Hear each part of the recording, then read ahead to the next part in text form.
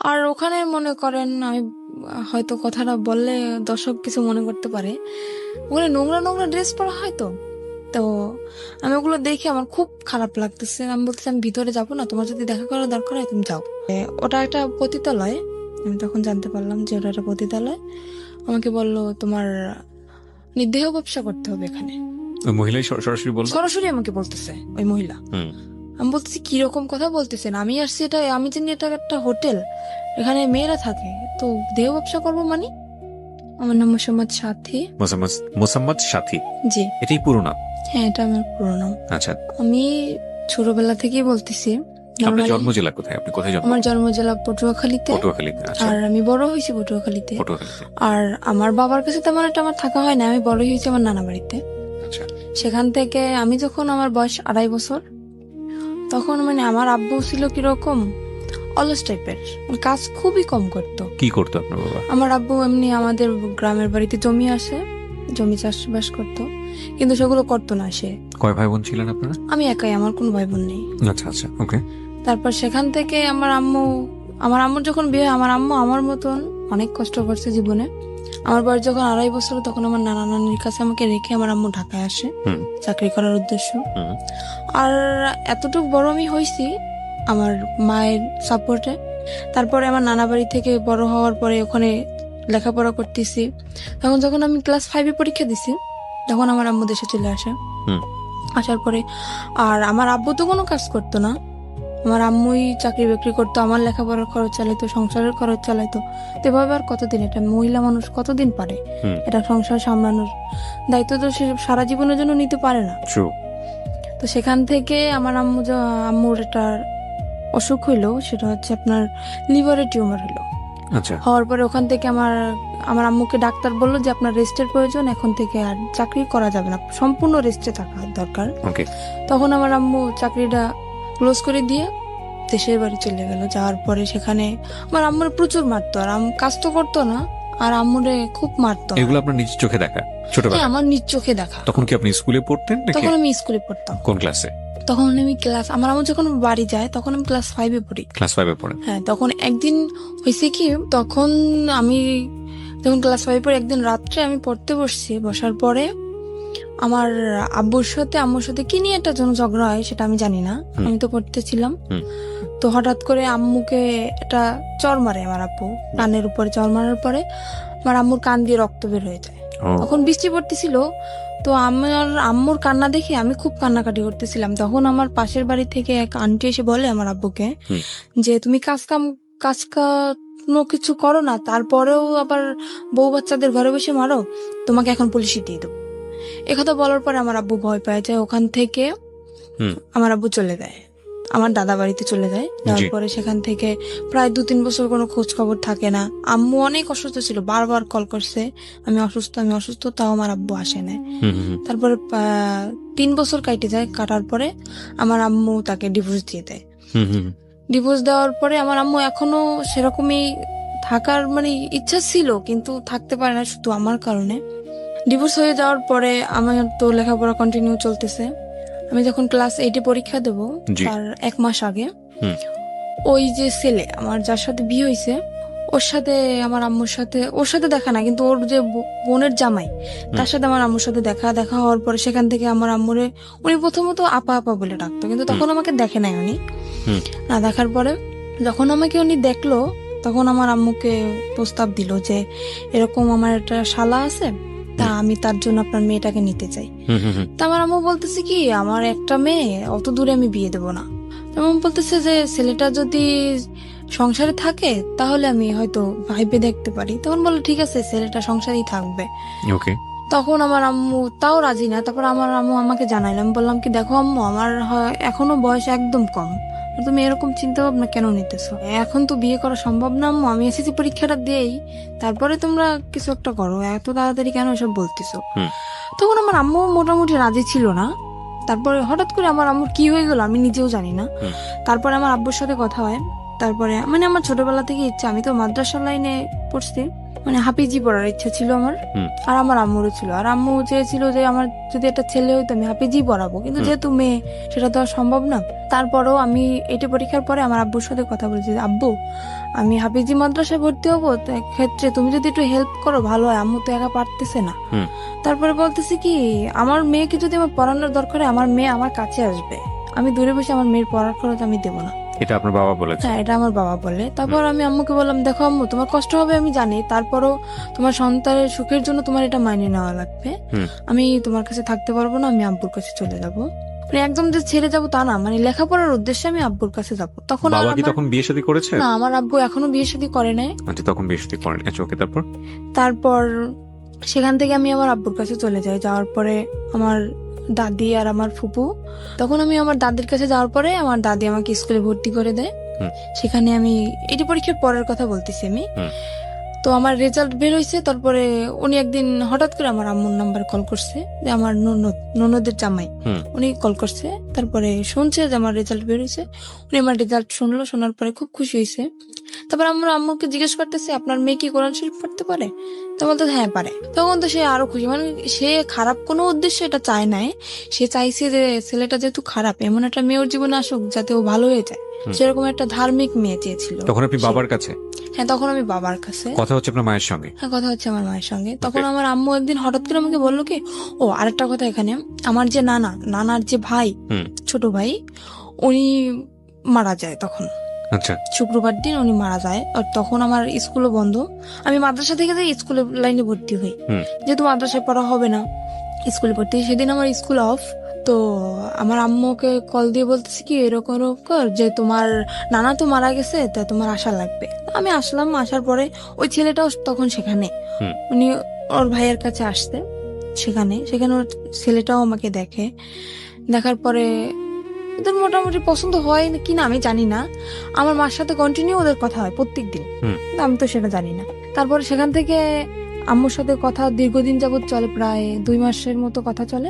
জি। হঠাৎ করে আম্মু আমাকে বলে কি, বৃহস্পতিবার দিন, শুক্রবার তো স্কুল বন্ধ, হুম। আম্মু বলতেছে কি, আম্মু তুমি আসো, কালকে বিকেল আবার চলে যাও, পাশাপাশি 1 ঘন্টা লাগে যাইতে হুম। আমার বাবা বাড়ি থেকে নানা বাড়ি। আমি বলতেছি আচ্ছা ঠিক আছে ম্যাম, আসতেছি। সেখান থেকে আমি কি আসলাম, আসার পরে ওই ছেলেটা রাত্রবেলা আমাদের মানে ওর 2টো ফ্রেন্ড নিয়ে আমাকে দেখতে আসলো। হুম। রাত্র প্রায় 8টার দিকে এসে দেখে গেল, খাওয়া দাওয়া করলো। তারপরে আমি আম্মুকে জিজ্ঞেস করতেছি, আম্মু এটা কে? হুম। আমি বলতেছি তোমার জন্য সম্বন্ধ ঠিক করছে, সে ছেলে তোমাকে দেখতে আসছে। আমি তো পুরো রিয়াকশন নিছি, কি অবস্থা, তোমাকে আমি বললাম না যে আমি বিয়ে করবো না, তো তাড়াতাড়ি, তারপর তুমি বিয়ে ঠিক করছো? আমার কি বিয়ের বয়স হয়েছে? তখনও ক্লাস 8 আপনি? হ্যাঁ, তখন আমি না, তখন তো ক্লাস 9-এ ভর্তি হয়েছি, ভর্তি হয়েছেন? হ্যাঁ। সবে মাত্র ক্লাস শুরু। হুম। আমরা যেটা জানি যে জানুয়ারি মাস থেকে প্রায় মার্চ মাস পর্যন্ত সেরকম একটা ক্লাস কিন্তু হয় না। হুম। তারপরে সেজন্য আমি ছুটি কাটাতে আসছিলাম। তা আম্মুকে আমি বলার বলে আম্মু বলতেছে কি, আচ্ছা ঠিক আছে, তুমি যদি রাজি না হও তোমাকে আমি জোর করবো না। হুম। ঠিক আছে, আমি চলে গেলাম আব্বুর কাছে, আবার লেখাপড়া শুরু করলাম। হুম। তারপরে হঠাৎ করে আমার নানি বলতেছে কি যে আমি তো অসুস্থ, আমার মনের একটা আশা তুই পূর্ণ করবি। আমি বলতেছি বলো। হুম। যেহেতু সে আমাকে মানুষ করছে, তার কোনো কথা তো আমি ফেলতে পারি না। আমি বলতেছি যে বলো। তা বলতেছে যে আমি যদি মারা যাই, আমার শখ যে তোকে আমি ছোটবেলা থেকে মানুষ করছি, আমার শখ যে তোর বিয়ে দেখে আমি যাব, হুম। যদি মারাও যায় তোর বিয়েটা দেখে তারপরে আমি মারা যাবো। তা আমি বলতেছি কি, রানী দেখো, আমার যে বড় বোন, আমার যে আমি এখন যে বোনের কাছে থাকি, ওর এখনো বিয়ে হয় নাই। হুম। তারপরে আমার যে বড় ভাইরা, ওরাও এখনো বিয়ে করে নাই। আমার ফ্যামিলির ভিতর থেকে বলতেছি, হুম। বলতেছি কারোর বিয়ে না, তুমি হঠাৎ করে আমার বিয়েটা কেন তোমার দেখতে ইচ্ছে হলো? তা বলতেছে আমি বুড়ো মানুষ, আমি এটা বলতেছি আমার মনের ইচ্ছাটা তুই পূরণ করবি না? আমি তো একদমই রাজি না, কারণ আমার ইচ্ছে ভাবনা ছিল অন্যরকম, যে আমি আমার আম্মু যত কষ্ট করেই হোক, যদি আমার এসএসসি পরীক্ষাটা দেওয়া হয়ে যায়, তারপরে আমি যে কোনো একটা ছোটখাটো জব করব, নিজের পড়ার খরচ যাতে নিজে চালাইতে পারি, সেরকম একটা ইচ্ছা ছিল আমার। তো সেখান থেকে নানি তো আমাকে খুব জোরাজোরি করতেছে। এবার আমি বললাম কি, আমার পক্ষে বিয়ে করা সম্ভব না। হুম। আমি রাগ করে চলে যাচ্ছি আমার বাপের বাড়ি। সেখান থেকে আমার রাস্তা থেকে আমার জোর করে নিয়ে আসা হয়, তারপরের দিন আমার বিয়ে। আমি জানি না সেখান থেকে এখানে আপনার বাবার কোনো ভূমিকা ছিল না? না, এখানে আমার বাবার কোনো ভূমিকা ছিল না, আর আমার বাবাকে জানানোও হয়নি। জোর করে নিয়ে আসার পরে তারপরের দিন ওই ছেলেটা, আমার ফোনে ছেলেটার সাথে কথা হয়। আমি ছেলেটাকে অনেকভাবে বুঝালাম, আমি বললাম দেখেন আমি একটা খারাপ মেয়ে, আমার একটা ছেলের সাথে মানে যাতে ও রাজি না হয়, সম্পর্কটা যাতে ভেঙে যায়। যাতে ভেঙে যায়। ছেলেটার সাথে আমি সরাসরি ফোনে কথা বলি, তো তারপরেও বলতেছে তুমি যাই হও না কেন আমি তোমাকে মেনে নেবো। আমি বলতেছি আমার একটা ছেলের সাথে সম্পর্ক আছে। তো বলতেছে ছেলের সাথে সম্পর্ক আছে, দেখো আজকালকার ছেলেরাও আশা দেয় ঠিকই কিন্তু বিয়ে করে না, তুমি আমারকে নিয়ে তুমি অসুখী হবো না, তুমি এই চান্সটা মিস করো না। তারপরে জোর করে হোক যাই করে হোক, মারামারি হোক, আমাকে মারছে পর্যন্ত, আমার খালু আমাকে মারছে, আমার আম্মু আমাকে মারছে বিয়েটার জন্য। জোর করেই বিয়ে দেওয়া হয়। তারপরে ছেলেটা তার পরের দিন আসে, একা আসে বিয়ে করতে, ফ্যামিলি থেকে কেউই আসে না, কারণ ওর ফ্যামিলি থেকে তো ও জানে যে ও কিরকম, সেজন্য ওর ফ্যামিলি থেকে কেউই আসে না, ও একাই বিয়ে করতে আসে। আমি আম্মুকে তখন বললাম আমি জানি না হঠাৎ করে আমার আম্মু কি হয়ে গেল, যে আম্মু মানে আমার ইচ্ছার বিরুদ্ধে কখনোই কথা বলে না, সেই আম্মু আজকে আমার মারলো ওই ছেলেটার জন্য। তারপরে আমি বিয়েটা হওয়ার পরে বিয়ের 15 দিন হয়ে যায়, আমি তো মোটে মানে ওর কাছেই যাচ্ছি না, ওকে চোখে দেখতে পারতেছি না, ওর সাথে কথায় কথায় আমি ঝগড়া বাঁধাই দিচ্ছি। আমি তো রাজি না, যেহেতু আমার ওকে পছন্দ না, এমনি দেখতে সুন্দর ছিল ও। তারপরে সেখান থেকে বিয়ে হওয়ার পরে প্রায় মাসখানেক হয়ে যায়, তারপরে চিন্তা ভাবনা করলাম যাক যা হওয়ার হয়ে গেছে। আর ও আমাকে বলছিল তুমি যেহেতু লেখাপড়া করতে চাও তোমাকে আমি বিয়ে পরে লেখাপড়া তো একজন ছেলের সঙ্গে বিয়েটা হলো কিভাবে বাসায়? একজন ছেলের সাথে দিয়ে দিল আমার ফ্যামিলি। মানে কাজী এসেছিল? হ্যাঁ, কাজী ওখানে আমাদের সে কোর্টে বিয়ে হয় নাই, বিয়েটা হয়েছিল আপনার মসজিদে বসে। আচ্ছা, কোর্টে বিয়ে হয় না, আমার যেহেতু গ্রাম অঞ্চল। হ্যাঁ, মসজিদে কে কে ছিল আপনার বিয়ের সময়? আমার বিয়ের সময় আমার নানা ছিল, তারপরে আমার একটা খালু ছিল, আর কে কি ছিল আমি জানি না, এই দুজন ছিল সেটা আমি জানি। তার মানে আপনার কাবিন টাবিন কিচ্ছু করা হয়নি? না, কাবিন হয়েছে আমার। ও ছেলের পক্ষে সাক্ষী কে ছিল? ছেলের পক্ষে সাক্ষী কেউ ছিল না, এমনি হয়তো মানে আমার নানার দিক থেকে হয়তো কেউ ছিল। প্রথম কথা হচ্ছে আপনার বয়সই তো হয়নি তখন। আমার তো বয়সই হয়নি, 14 তখন তো বছর কোর্টে বয়স। যাওয়া সম্ভব না। রাইট, 14-15 বছর বয়স আপনার, তখন তো কোর্টে যাওয়া সম্ভব না। কিন্তু আমার ওখান থেকে ওই ছেলেটা একটা চালাকি করছিল কি, কাবিন আপনার বয়স বাড়িয়ে দিয়েছিল। হ্যাঁ, আমার বয়স বাড়িয়ে দিয়েছিল কি, আমার একটা ফলস একটা জন্ম নিবন্ধনের কার্ড তৈরি করে, সেটা আমার আম্মুর সাথে একসাথেই মিশে আমাদের পোস্ট অফিস থেকেই করা হয়। সেখানে মানে আমি যখন পড়ালেখা করতেছি তখন হয়তো এক ফাঁকে এসে আমার আম্মুর সাথে করে গেছে, সেটা আমি জানি না। তো সেটা এখন আমার কাছে আছে, সেটা এখন আমার বর্তমান বয়স 21 বছর দাও। বর্তমান বয়স। তারপর সেখান থেকে তো বয়স বাড়ানো হয়, কাবিনও করা হয়। কাবিন করার পর তারপরে 1 মাস পরে চিন্তা করলাম যাক যা হওয়ার হয়ে গেছে, খামাখা ছেলেটা তো আর কোনো অপরাধ করে না, যেহেতু বিয়ে হয়ে গেছে আমি মেনে নিলাম। নেওয়ার পরে আমি বিয়ের 1 মাস পরে ওকে বললাম কি দেখো আমার ইচ্ছা না যে আমি বাবার বাড়ি থাকবো, তোমার যদি মনে করো শুধু থাকার মতো একটা ঘর থাকে আমার তাতেই চলবে, কিন্তু আমি বাবার বাড়ি থাকতে চাই না, তুমি আমাকে তোমার নিজের বাড়ি নিয়ে চলো। ও তো নিজের বাড়ি আমাকে নেবে না, একদমই না, কারণ আমি যদি সম্পূর্ণ সত্যিটা জেনে যাই তখন ওর সমস্যা না, আমাকে নেবে না। তখন আমি আমার শাশুড়ির সাথে কথা বললাম যে আম্মা দেখেন এরকম আমার তো এখানে থাকতে ভালো লাগে না, আর লোকজন কি মনে করবে, আমার বিয়ে হয়ে গেছে তারপর আমি বাবার বাড়ি থাকতেছি। তা বলতেছে আচ্ছা ঠিক আছে তুমি আসো। সেখান থেকে আমার আম্মু কি করলো, ওর কাছে টাকা নেই, তো কাজ করে না, বিয়ের 1 মাস হয়ে গেছে, 1 মাস যাবত আমাদের বাড়িতে কাজ কাম তো কিছু করে না। আমার আম্মু করতেও বলে না, যেহেতু নতুন জামাই তাকে তো আর কাজ করতে বলা যায় না। আমার আম্মু কি করলো, আমার নানার কাছ থেকে 20,000 টাকা নিয়ে আসলো। আসার পরে আমাকে দিল, দেওয়ার পরে বললো আচ্ছা ঠিক আছে তোরা এটা নিয়ে যা, যেহেতু কিছু দিতে পারি নাই। বিয়ের 1 মাস পরে চলে গেলাম শ্বশুর বাড়ি। যাওয়ার পরে কিসি বাড়ি আমি যাওয়ার পরে তখনই আমার মনে একটু সন্দেহ হয়েছে, আমাকে একদমই বাইরে বেরোতে দিত না। শ্বশুর বাড়িতে গিয়ে আপনি কি পেলেন, মানে শ্বশুর শাশুড়ি কাউকে পেলেন? না, আমার শ্বশুর নেই, আমার শ্বশুর মারা গেছে আজকে 26 বছর। আচ্ছা, তো শাশুড়িকে পেলেন তো নিশ্চয়ই? হ্যাঁ, শাশুড়ি আছে আর আমার একটা ননদ আছে। তারপর ননদটা বিয়ে দেওয়া, তো আমার শাশুড়ি একাই থাকে বাড়িতে। সেখানে যাওয়ার পরে আমাকে একদম বাইরে বেরোতে দিচ্ছে না, আর আমি যে গোসল করব সে গোসলের পানিটা পর্যন্ত আমার ঘরে আইনে দিচ্ছে আমার শাশুড়ি। আমি তো মহা খুশি যে এরকম একটা শাশুড়ি পাইছি আমি, যে আমার গোসলের পানিটা পর্যন্ত আমার ঘরে এনে দিতেছে, আমার বাইরে যাইতে দেয় না। দেখ আমি ভাবছি হয়তো আমি 5 ওয়াক্ত নামাজ পড়ি, হয়তো সেই কারণে আমার শাশুড়ি চায় না যে পরপুরুষ আমাকে দেখো, এর জন্য পানিটা এনে দেয়, কিন্তু তাদের মনের ভিতর তো অন্য কিছু। Something beyond entertainment. Welcome. সেটা আমরা সামনের দিকে যাই।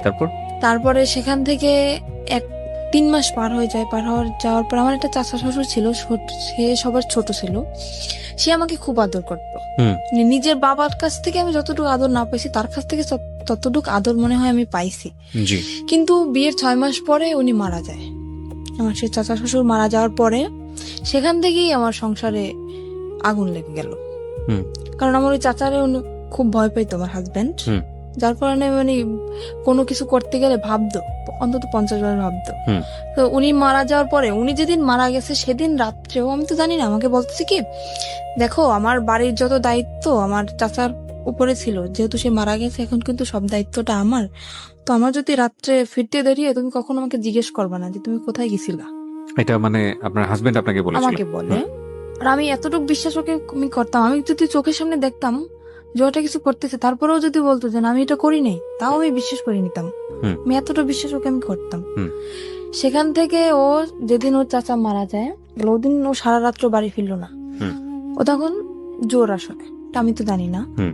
সকালবেলা বাড়ি ফিরলো, আমি জিজ্ঞেস, ও যেহেতু আমাকে বলছে সন্ধ্যার দিকে যে তুমি আমাকে জিজ্ঞেস করবা না, আমি জিজ্ঞেসও করিনি। আর আমিও খুব কান্নাকাটি করতেছি যে আমাকে এত ভালোবাসতো, সে হঠাৎ করে মারা গেল। হুম। তা আমি আর ওকে জিজ্ঞেস করিনি। পরপর 3-4 দিন এরকম ও বাড়ি আসতেছে না। হুম। তারপর আমি ওকে জিজ্ঞেস করলাম কি এমন কাজ তোমার সারা রাত্র? আমার চাচা শ্বশুর তো এরকম সারা রাত্র বাড়ি পাহারা দিত না, হুম। তুমি তো রাত্র পর্যন্ত কি করো? আমাকে বললো মেয়ে মানুষ মেয়ে মানুষের মতো থাকো, তোমার এত শক্তি দরকার আছে? হুম। বললাম আচ্ছা ঠিক আছে। সে কাজ করতেছে না কিছু না, সারা রাত্র ওরকম জুয়ো খেলে দিনের বেলা এসে ঘুমাইতেছে। এভাবে কি সংসার চলে? আমি বললাম কি দেখো, এখন হয়তো আমি একা আছি, ভবিষ্যতে আমাদের একটা বেবি আসবে, তখন তার তো ভবিষ্যৎ আছে। তোমার জীবন নিয়ে তুমি না ভাবতে পারো, কিন্তু আমার তো লাইফে অনেক কিছু করার বাকি। তুমি আগে বলছো যে লেখাপড়া করাবা, সেটাও করালে না। তারপরে এখন যতক্ষণ আমাদের একটা বাচ্চা কাচ্চা হবে, তাকেও কি আমি এরকম মূর্খ বানাবো? হুম। তাকে কি লেখাপড়া করা লাগবে না? তাকে মানুষ করা লাগবে না? বলতেছে অবশ্যই। সে সেদিন কি করলো, 4টা টাচফোন নিয়ে আসছে। হুম। আর ও যদি খেলাধুলো করতো, মানে খুব এক্সপার্ট ছিল খেলাধুলায়। হুম। 4টা টাচফোন নিতে আমি জিজ্ঞেস করলাম কি ব্যাপার, তুমি 4টা টাচফোন কোথায় পেয়েছো? তো বলতেছে যে আমার একটা বন্ধু টাকা নেই, আমার কাছে বন্ধক রাখছে। আমি বলছি, তোমার নিজের কাছে টাকা নেই, তুমি আর একজনের তো বন্ধক রাখছো, আমি বুঝতে পারতেছি না। ও হঠাৎ করে অনেক বাজার নিয়ে আসলো বাসায়। হুম। আমি তো অবাক হয়ে গেছি, কি ব্যাপার, কোথায় পেলো এত টাকা? সেখান থেকে আমার মনে একটু সন্দেহ আসলো। তারপরে ওর একটা বন্ধু আছে, ওর কাছে ও ঘুমাই গেছে, ওর ফোন দিয়ে আমি ওর কাছে কল করলাম যে আচ্ছা ও এত রাত্র পর্যন্ত কি করে, আপনি তো সবসময় ওর সাথে থাকেন, হুম। একটু সত্যি কথা বলেন তো আমাকে। তো বললো কি ভাবি আমি আপনাকে একটা কথা বলি, যে জীবনে স্বামীকে এত বিশ্বাস করবেন না। বলতেছি কেন? তা বলতেছে ও সারা রাত্র কি করে আপনি জানেন? আমি বলতেছি না আমি তো জানি কে না। বলছে আপনাকে এটা?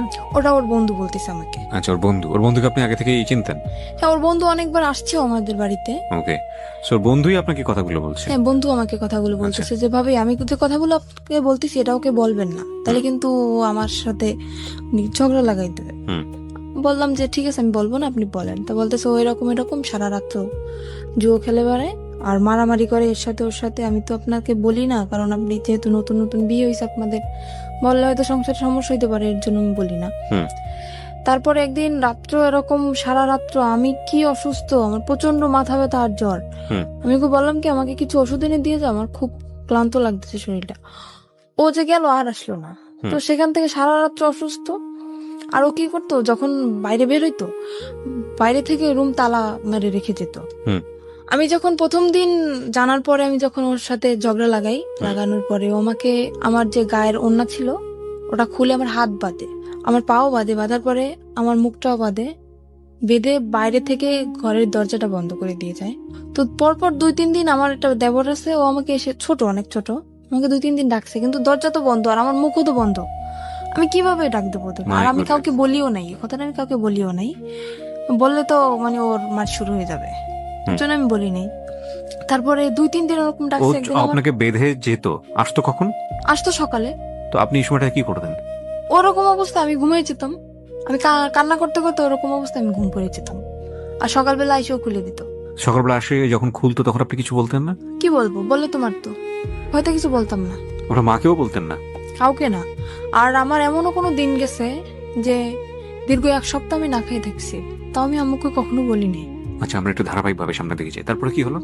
তারপরে সেখান থেকে হাত পা ভাবে বেঁধে রেখে যেত। একবার আমার দেবর জিজ্ঞেস করতেছে যে ভাবি তোমাকে রাত্রে যখন আমি ডাকি, মানে ওরা প্রায় যদি কিছু রান্না করতো আমাকে দিয়ে যেত, তোমাকে ডাকি তুমি সারা দাও না কেন? আমি বলি কি আমি ঘুমিয়ে গেছি। তারপর ও একদিন টের পাইছে আমি কান্নাকাটি করতেছি, তো সেদিন আমাকে ও করে না, ওইভাবে বেঁধে রেখে যায় না, এমনি মারছিল। মারার পর বাড়ি থেকে তালা মারা ঠিকই ছিল। তারপরে আমার দেবরের কাছে একটা চাবি ছিল, ওর এই চাবিটা আবার আমাদের তালা খুলতো। হুম। তালাটা খোলার পরে ও আমাকে নিয়ে ওর আব্বুর কাছে যায়। তখন ওর আব্বু মারা যায় না, হুম। ওর আব্বুর কাছে যায়। যাওয়ার পরে এই করছে, বললো কি যে কি ব্যাপার, আজকে শুনলাম ঘরে অনেক ডাকাডাকি কান্নাকাটি, কি হয়েছে তোমার? আমি বললাম কি এরকম এরকম আপনার ছেলে এরকম করতেছে। বলার পরে সে আমাকে বললো কি, মানে আমি কিন্তু আর একটা চাচার কথা বলতেছি এখানে, হুম। আমার যে বড় চাচা ওনার কথা বলতেছি। সে বলতেছে, তার কাছে বলার পরে সে বলতেছে যে এরকম করতেছে, তা তুমি আমাকে জানাওনি কেন? বলতেছে এমনিতেই জানাইনি, চাই না, আমি নিজেই শাসন করতে চাই ওকে, দেখি কি হয়, তারপরে যদি না শুনে হুম। তখন আপনাদেরকে আমি জানাবো। হুম। সেরকম চিন্তা নিছিলাম আমি। তারপরের দিন আমার চাচা, ওর যে চাচা, আমি ওকে চাচা বলে ডাকতাম, ওকে ডেকে নিয়ে জিজ্ঞেস করে কিরে তুই এরকম করতেছিস কেন? ওখান থেকে ওকে পেয়ে গেছে। কেন আমি বললাম, আমি তো নিজের ইচ্ছায় বলি নাই, সে আমাকে ডেকে নিয়ে গেছে, তারপরে আমি বলছি। না, ওর চাচা তো মারা গিয়েছে, আপনি একটু আগে যেটা বললেন। না, ওর বড় চাচার কথা বলতেছি আমি, ওটা তো ওর ছোট চাচা ছিল। ওকে। সেখানে ওকে কেন আমি বললাম, আমার সেই চাচা শ্বশুরকে কেন আমি বললাম, হুম। ও সেখান থেকে তারপর আমার চাচা শ্বশুর বলল যে এখন ওকে ঘরে নিয়ে যাবে, ওর গায়ে যদি নেক্সট টাইম কখনো একটা ফুলের টোকাও পড়ে তাহলে তোকে বাড়ি থেকে বের করে দেবো। হুম। আমার চাচা শ্বশুর এটা বললো। সে ডাইরেক্ট তার সামনে বলে আসতেছে ওকে আমি এখন মারবো, যদি কিছু করতে পারেন করেন। আমাকে এই বলে হাত ধরে টেনে রুমের ভিতরে নিয়ে যেয়ে আমাকে আবারও মারে। কেন আমি বললাম। হুম। হুম। তারপরে সেখান থেকে আমার চাচা শ্বশুর বলল বাড়ি বসে এরকম করবা, পরের মেয়ে যদি কিছু একটা হয়ে যায় তখন আমরা মামলা খাবো, এটা হবে না, বাড়ি থেকে বের হয়ে যাও, দুজনেই বের হয়ে যাও। ঠিক আছে, বের হয়ে চলে আসলাম। আর আমারও ইচ্ছা ছিল মানে বাড়ি থেকে আমি বের হয়ে চলে আসবো, যেহেতু যদি বন্ধু বান্ধবের সাথে থাকে তাহলে আরো বেশি খারাপ হয়ে যাবে, এখানে থাকলে আমি ওকে ভালো বানাতে পারবো না। হুম। হুম। আমি চলে আসি, আমার বাবার বাড়ি চলে আসি। আসার পরে আমার আম্মু সব ওই নিজের মুখেই বলছে সবকিছু, যে এরকম এরকম হয়েছে। বাড়ি থেকে বের হয়ে কোথায় আসছেন? আমার বাবার বাড়ি আসছে। বাবার বাড়িতে?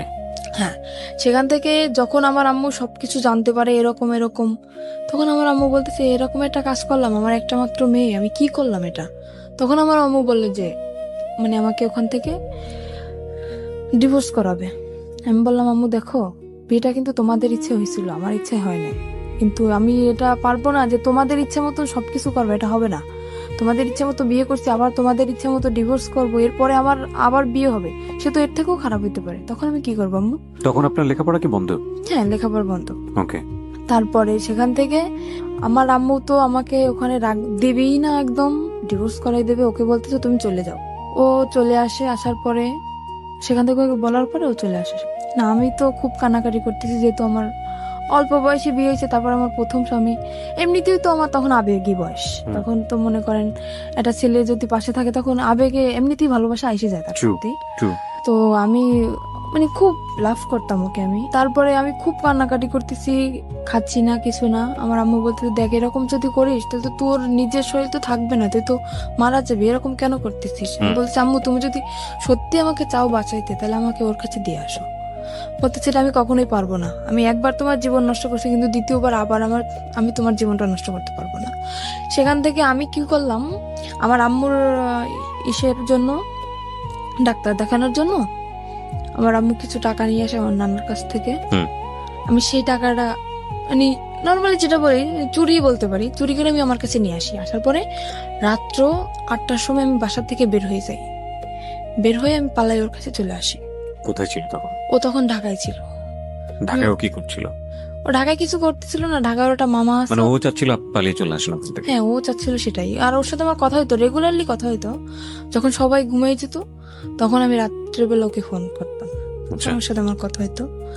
তো ওর সাথে আপনার বয়সের ডিফারেন্স কত ছিল? ওর সাথে আমার সাথে যখন ওর বিয়ে হয়েছিল তখন ওর বয়স ছিল 21 বছর। ও তো পিচ্ছি, ও তো কিছু বোঝে না। আর ওর যখন প্রথম ম্যারেজ হয় তখন ওর বয়স ছিল আপনার 17 বছর। মানে ও এর আগেও বিয়ে করেছে? হ্যাঁ, আর আমি বললাম না এর আগেও বিয়ে করছিল। এগুলো আপনি আরো পরে যে জানতে পেরেছেন? পরে যে না, ওটা আমি বিয়ের ওই যে 6 মাস পরেই আমি জানতে পারছি। এটা আপনার ফ্যামিলি জানে যখন আপনাকে আলাদা করে রেখেছে? না, তখনও জানেন আপনার? তখন আমি বলি না, আমি বললে তো জানতো। ও আচ্ছা, বলেন নাই, আপনি লুকিয়ে গেছেন? আমি লুকিয়ে গেছি। দ্য থিং ইজ দ্যাট ওর মনের মধ্যে একটা ইমোশন জেগেছে, যেটা ও একটু আগে বলছিল যে আমার জীবনের প্রথম কারোর প্রতি ভালো লাগা।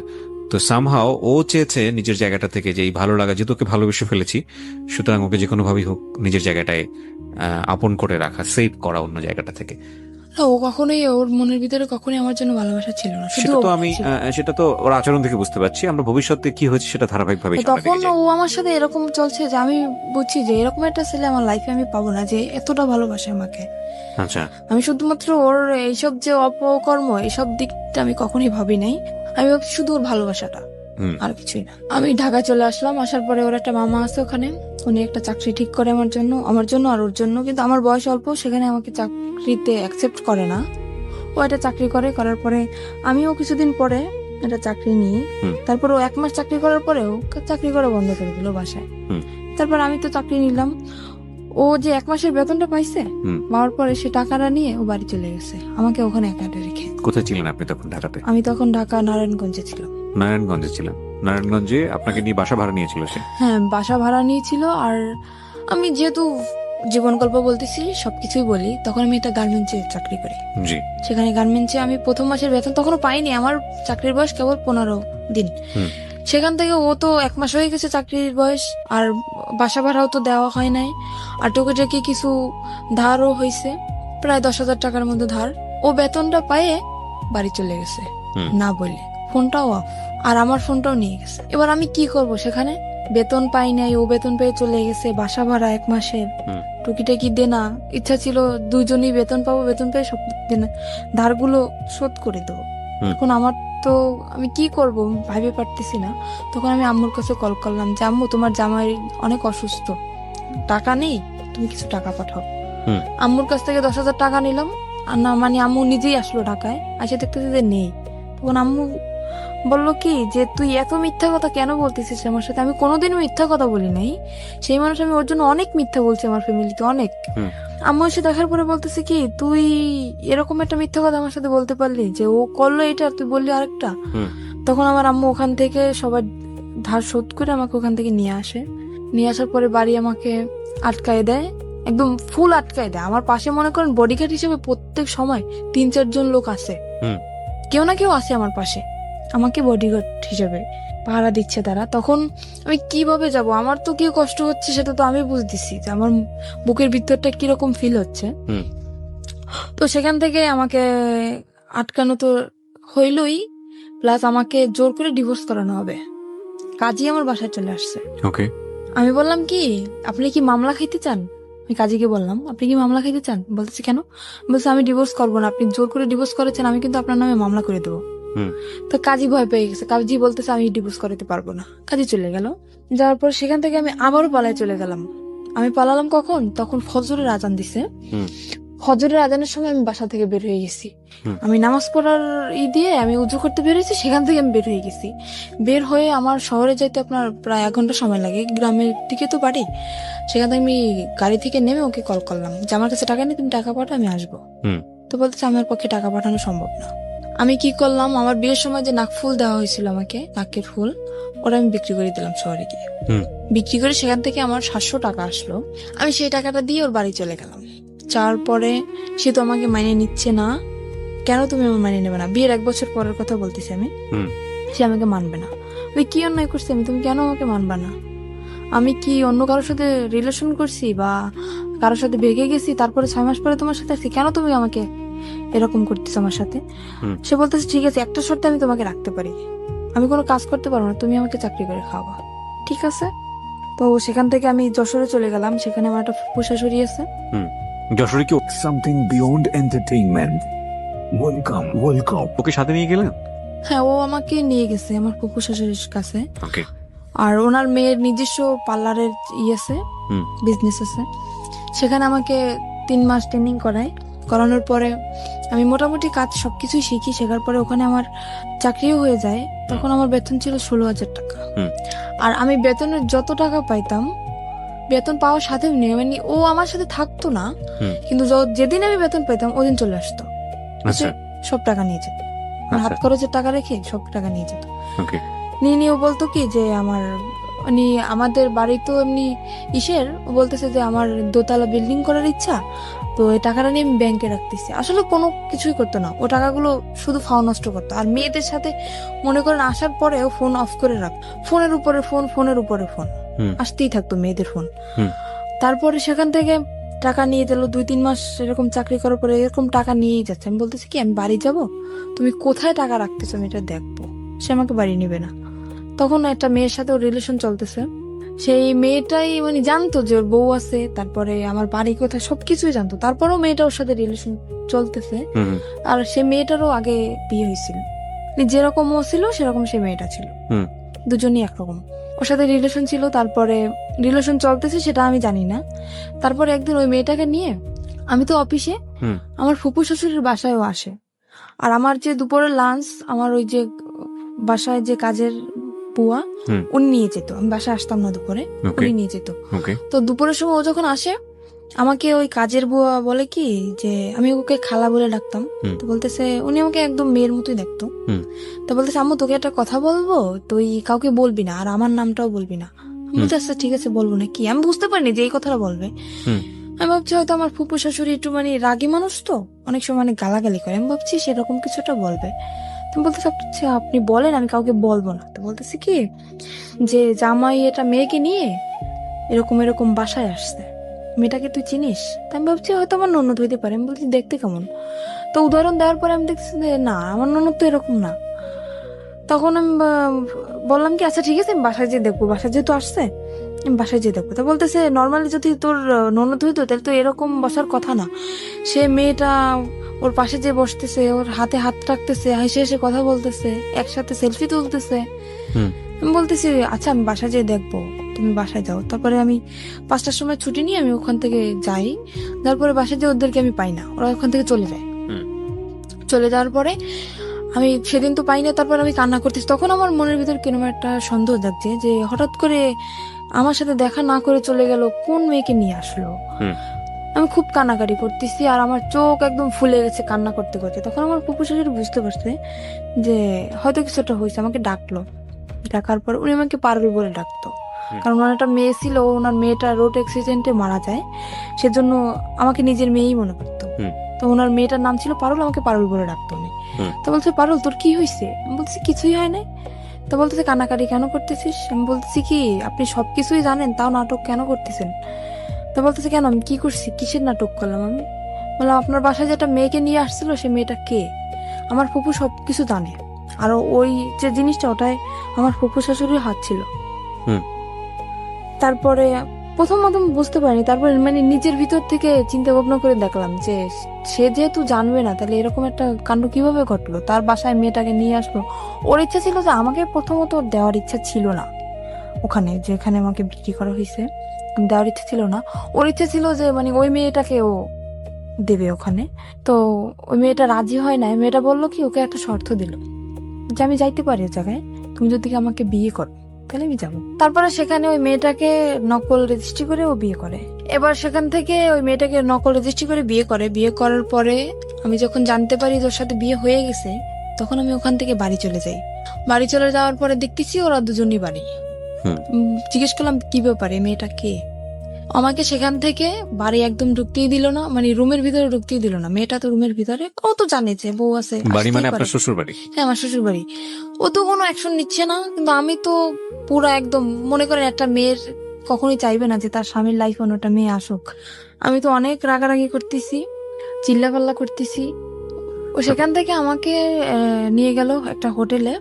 তারপরে সে হোটেলটা আমার একটা আত্মীয়র, সেই হোটেলে নিয়ে যেয়ে আমাকে বললো দেখো এরকম এরকম একটা মেয়েকে ওকে আমি বিয়ে করিনি, ওর সাথে আমার নকল রেজিস্ট্রি, ওর সাথে আমার ঘর সংসার করার ইচ্ছা না, ওকে আমি ছেড়ে দেবো। বলি কেন তুমি এরকম করলা? তুমি তো আমার সাথে এরকম করতে পারবা, কেন করলো? মেয়েটা জীবনটা কেন তুমি নষ্ট করলা? তা বলতেছে ওর বাবা মার অনেক টাকা পয়সা আছে, তো মানে আমাকে লোভ দেখাচ্ছে, ও টাকার লোভ দেখাচ্ছে। হুম। ওর বাবা মার অনেক টাকা পয়সা আছে, কিছু টাকা পয়সা নিয়ে আমি ওকে ছেড়ে দেবো। আমি বলছি এটা কখনোই হবে না। আমি একটা যেরকম আমার মনে যেরকম কষ্ট হয় আমার স্বামীর জীবনে অন্য কেউ আসলে ঠিক ওরও সেরকম কষ্ট, আমি এটা মানবো না। তারপরে সেখানে ওই মেয়ের যে নানি, ওই মেয়েটার নানি কল করছে ফোনে। আমি ফোনটা রিসিভ করি, আমি বললাম কি মেয়ে যে বিয়ে দিছেন জানেন যে ছেলে কি করে? বলতেছে হ্যাঁ জানি। ছেলে কি করে? বলতেছে ছেলে তো রোলার মেশিন চালায়। বলতেছি সম্পূর্ণ ভুল, ও কোনো কাজ করে না। বলতেছে তুমি কে বলতেছো? আমি বলতেছি আমি ওর বউ। বউ মানি? কিন্তু বউ মানে আপনি জানেন না যে ওর আগে আরো একটা বউ আছে? তো বলছে না তো, ও তো বলছে যে আমি আগে বিয়ে করছিলাম তার সাথে ডিভোর্স হয়ে গেছে। যে ডিভোর্স হয়ে গেছে তাহলে ও আমার সাথে কেন এখন? তারপরে বললো কি আচ্ছা এই করছে, আমরা থানায় মামলা করব, তুমি থানায় আসো। আমি বলতেছি মামলা করার দরকার হলে আপনারা করেন, ভুল আপনারা করছেন, মামলাটা আপনারাই করবেন, আমি করব না। হুম।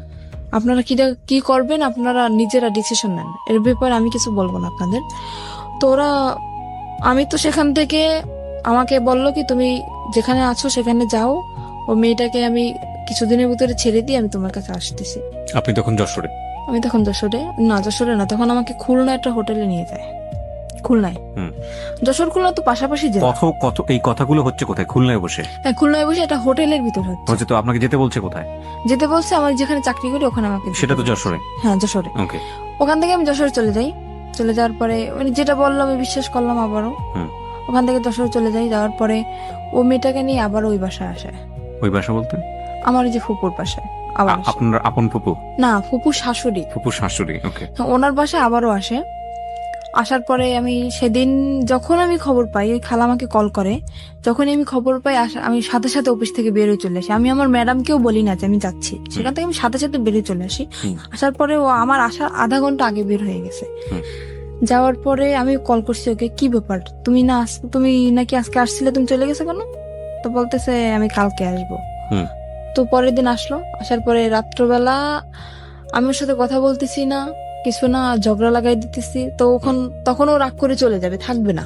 বলতেছে তোমার এই মেজাজ দেখার জন্য আমি আসি নাই। এখানে আমার তো রাগ করাটা স্বাভাবিক, যেখানে আমার স্বামীর সাথে আমার থাকার কথা, আমি চাকরি করতেছি এক জায়গায়, আমার স্বামী আর এক জায়গায় থাকতেছে, তার সাথে অন্য একটা মেয়ে, বুঝতেছি না মানে আমার অ্যাকশন নেওয়ার কথা, সে জায়গায় উল্টো আমার সাথে রাগ দেখাইতেছে।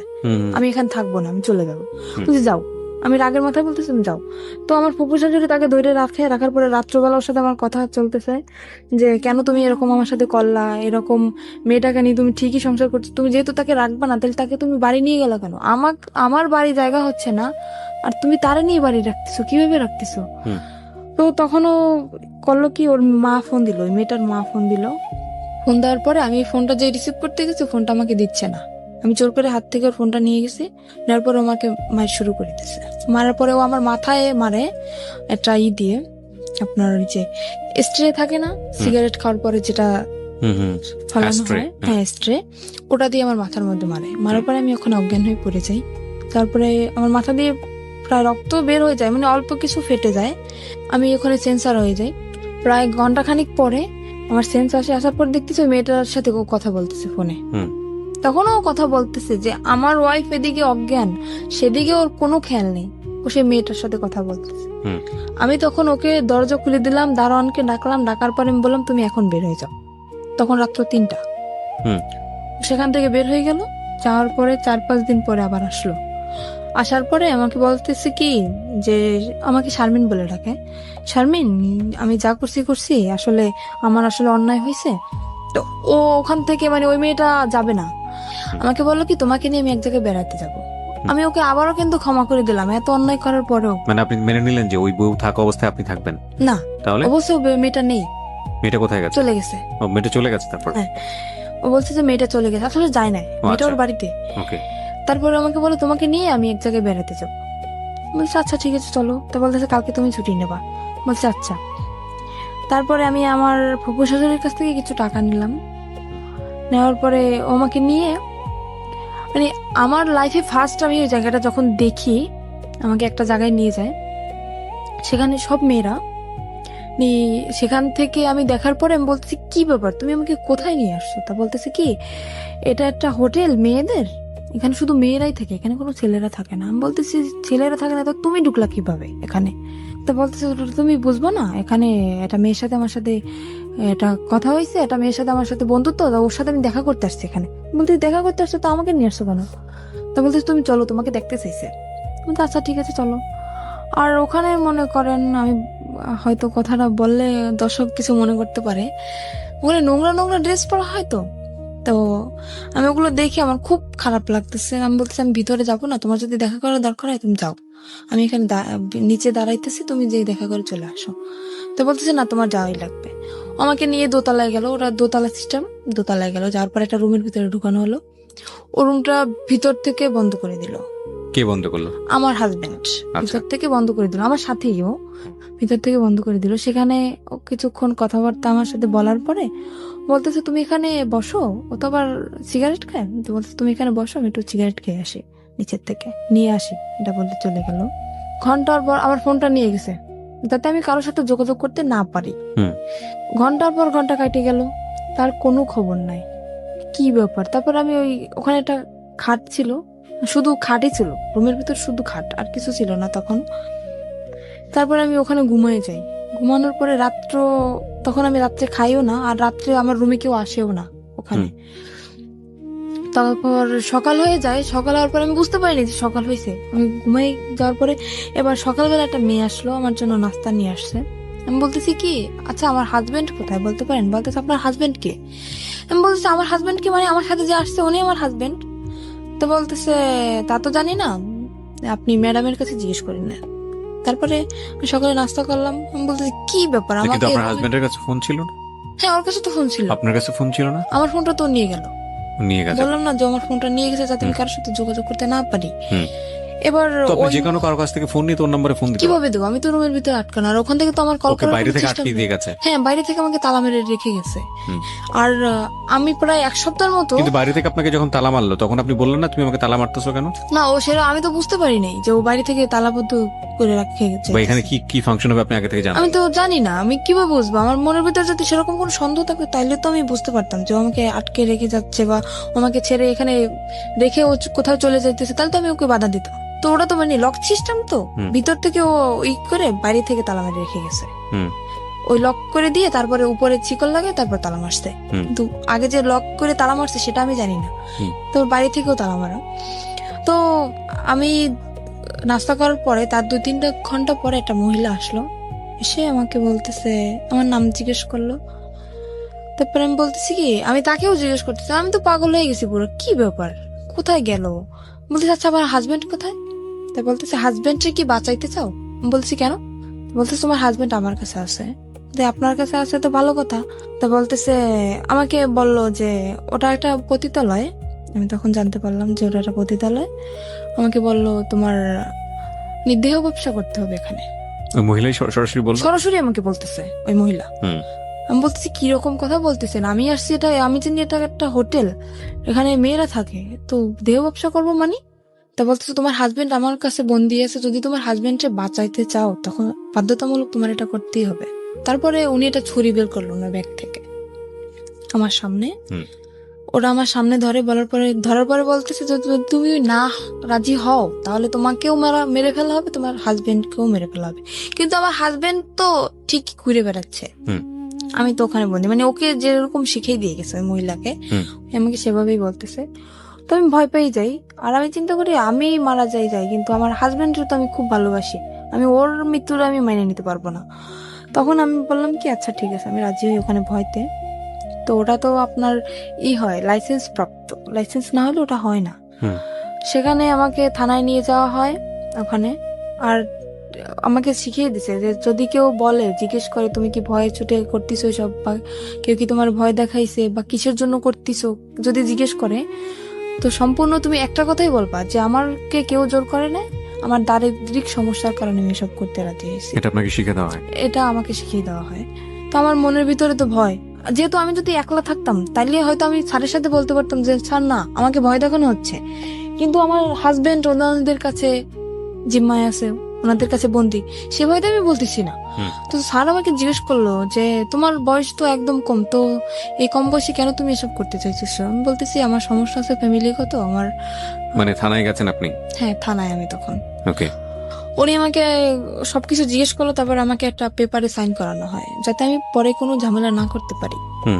মানে আমি স্বইচ্ছায় এসব করতেছি, আমাকে একটা পেপারে সাইন করানো হয়, আর ওখানে আমার ছবি টবি সবকিছু তুলে রাখা হয়। ফাইন। এখানে একটা কথা আছে, সেটা হচ্ছে আপনার কাছ থেকে কোনো সার্টিফিকেট চাওয়া হয়েছিল, বয়সের কোনো সার্টিফিকেট? হ্যাঁ, বলছিল যে তোমার বয়স কত, আমাকে শিখিয়ে দেওয়া হয়েছিল যে তুমি বলবে তোমার বয়স, বর্তমান বয়স 20 বছর। আচ্ছা। আমি বলছি 20 বছর বয়স। তো উনি সেরকম একটা সার্টিফিকেট বলছিল, সার্টিফিকেট আছে? আমি বলতেছি যে হ্যাঁ সার্টিফিকেট তো আছে, সেটা তো বাসায়। তো উনি আমার কাছে দেখতে চায় না, বলে না যে তোমার সার্টিফিকেট আমাকে দেখাও, সেটা আমাকে বলে না। আমি মুখে বলছি যে আমার বয়স 20 বছর, ওই পর্যন্তই এনাফ। তারপরে সেখান থেকে আমাকে নিয়ে আসা হয়। নিয়ে আসার পরে তার পরের দিন মানে কথাটা বলতে আমার কিছু একটা সংকোচ বোধ হচ্ছে। আপনি আপনার মতো করে বলেন, কোনো সমস্যা নাই। সেখান থেকে পরের দিন সকালে ঘুম থেকে উঠি, ওঠার পরে ওয়াশরুম তো ভিতরেই, গোসল করি। হুম। গোসল করার পর একটা ছেলে আসে আমার রুমে। তখন আমাকে একটা মেয়ে বলে যায়, খবরদার ছেলের সাথে যেন কোনো রকম খারাপ আচরণ না হয়। তো ছেলেটা খুবই ভদ্র, আমি সারা জীবনের জন্য দোয়া করবো যাতে ওকে আল্লাহ মানে সাফল্য যেটা চাইছিল, ওর জীবনের সমস্ত কাহিনী আমাকে বলছিল। তো ও একটা মেয়ের সাথে এরকম রিলেশন করছিল। ছেলেটা আসার পরে কি হয়েছে? ছেলেটা আসার পরে আমাকে তখন ও রুম ভিতর থেকে বন্ধ করে দেয়। তখন আমি বুঝতে পারছি যে কেন আসছে একটা ছেলে এটা মেয়ের রুমে কেন আসে। হুম। আমি বললাম কি, আমি ওর পা জড়াই ধরলাম যে দেখেন ভাই, আপনি আমার ভাই, আমার তো ভাই নেই, আপনি আমার ভাই। এখানে আমি ইচ্ছাকৃত ভাবে আসিনি, এরকম এরকম আমার হাজবেন্ডকে আটকে রাখা হয়েছে। আর ওর ওখানে যে যা কিছু হয় ও সবকিছু জানে যে ওর ভিতরে আসলে কি হয়। আর আরো তো মেয়েরা আছে, তো সে তাদের কাছ থেকে হয়তো ও শুনছে যে কিরকম কি এখানে সিস্টেম। আমি সমস্ত কিছু বললাম যে এরকম আমার হাজবেন্ড আটকে রাখছে, আমাকে এরকম ভয় দেখাইছে। ও বলতেছে কি, তোমার হাজবেন্ড এখন কোথায় সেটা তুমি জানো? আমি বলতেছি আমি জানি যে হাজবেন্ড ওদের কাছে এখনো বন্দি আছে। তা বলতেছি সেরকম কিছুই না, এখানে সিস্টেম হচ্ছে তোমার মেয়েদের এখানে নিয়ে এসে বিক্রি করে দেওয়া হয়। তখন আমার বিশ্বাসই হইতেছে না, এরকম আমার হাজবেন্ড করতে পারে না, এতটা খারাপও হইতে পারে না। ও তখন বলতেছে কি, আচ্ছা ওর কাছে ফোন ছিল, বলতেছে তোমার হাজবেন্ড যেহেতু বন্ধু তাহলে তো ওর ফোনটা অফ থাকার কথা, তাই না? আমি বলছি হ্যাঁ। তো বলতেছে তুমি আমার ফোনটা দিয়ে 1 মিনিট ওকে কল করো। তো আমি বললাম আমি কথা বললে তো আমি বুঝতে পারবো না, তো আপনি কথা বলেন। তো ফোনটা দেওয়ার পরে ওই মেয়েটা ধরছে ওর ফোনটা, মানে যাকে সে বিয়ে করেছে? যাকে সে বিয়ে করছে সেই মেয়েটা ধরছে। ধরার পরে বলতেছে কি, আপনি কে? বলতেছে আপনি কে মানে? আমি তো যার ফোন আমি তার ওয়াইফ। তখন আমি বুঝতে পারলাম যে ছেলেটা যা বলছে সম্পূর্ণ সত্যি। তখন আমি বুঝতে পারলাম। তো আমি বললাম কি যে ভাই দেখেন, আমি যদি আপনার বোন হতাম আপনি কি এটা মেনে নিতে পারতেন? তো বলতেছে না, কখনোই না। বলতেছে আপনার দুটো পায়ে ধরে আপনি আমাকে কিছু করেন না। তখন ছেলেটা আমার করুণা দেখেও ছেলেটা নিজেই কেঁদে ফেলছে। ছেলেটা বলল কি, আচ্ছা ঠিক আছে আমি তোমাকে কিছু করতেছি না, কিন্তু এরপর নেক্সট টাইম যে আসবে সে তো তোমাকে ছেড়ে দেবে না, কারণ এখানে টাকার বিনিময়ে সব কাজ করা হয়, টাকা দিয়ে তো কেউ তোমাকে ছেড়ে দেবে না। প্রতিটি অপরাধ এবং ভুল দাঁড়িয়ে থাকে গোপন কিছু ঘটনার উপর। আমরা সেই গোপনকে আনতে চাই সবার সামনে। তো তুমি যদি চেষ্টা করো, আমার মনে হয় তুমি চেষ্টা করলে এখান থেকে বের হতে পারবা। ছেলেটা আমাকে বলে, বলতেছে যে ই করছে, আমি নেক্সট টাইম যদি আমি কখনো আসি তোমার জন্য আমি সাহায্য করার ই করবো। ও বলতেছে যে আমি একটা মামলা করব, যে তোমার ফ্রেন্ড হিসাবে, আমি তোমার ক্লাস ফ্রেন্ড সেই হিসাবে আমি তোমার জন্য একটা মামলা শিট নিয়ে আসবে, ওখানে আমার সইটা শুধু থাকবে আর সম্পূর্ণ কিছু ওই লিখে নিয়ে আসবে যেটা লেখার। আমি বলতেছি সেটা তো হবে না, কারণ ওখানে আমার সই নেওয়া হয়েছে যাতে আমি কোনো কিছু না করতে পারি। পুলিশ ফাঁড়িতে? হ্যাঁ, পুলিশ ফাঁড়িতে। তো বলতে তাহলে কি করবা, দেখো কি করতে পারো। ও তো চলে গেল। এবার আমি দরজাটা আমি নিজেই বন্ধ করে দিলাম। দেওয়ার পরে আমি মানে খুঁজতেছি যে ছুরি বা অন্য কিছু যদি আমি পাই, আমি মানে আত্মহত্যা করার চেষ্টা করতেছি। তো আমি খোঁজাখুঁজি করতেছি, খুঁজতে খুঁজতে উপরে যে সানসেটের পরে ওই যে আপনার বক্স ছিল, বক্স আনছে আমার জন্য। ওই রুমে সবকিছু নিয়ে আসছে আমার জন্য, যেহেতু ওই রুমে আমি থাকবো, সবকিছু নিয়ে আসছে। তো বক্সের যে কার্টুনটার ভিতরে আপনার ইঁদুর মরা ওষুধ। আমি পাইয়ে তো, মানুষ তো মানে কষ্ট হয়, কিন্তু আমি পাই তো মহা খুশি। আমি ওটা পাওয়ার পরে অনেক অনেক খুশি আমি, যে আমি এখানে এসব করার থেকে কারে আমি ভালোবাসলাম, কার জন্য আমি রাজি হইলাম, যাকে বাঁচানোর জন্য আমি রাজি হইলাম সেই আমাকে দিয়ে এসব করাচ্ছে। আমি আর নিজের জীবন আমি রাখতে চাই না। তো আমি পুরো প্যাকেট খেয়ে ফেলছি। ফেলার পরে দরজা খুলে দিলাম আবার।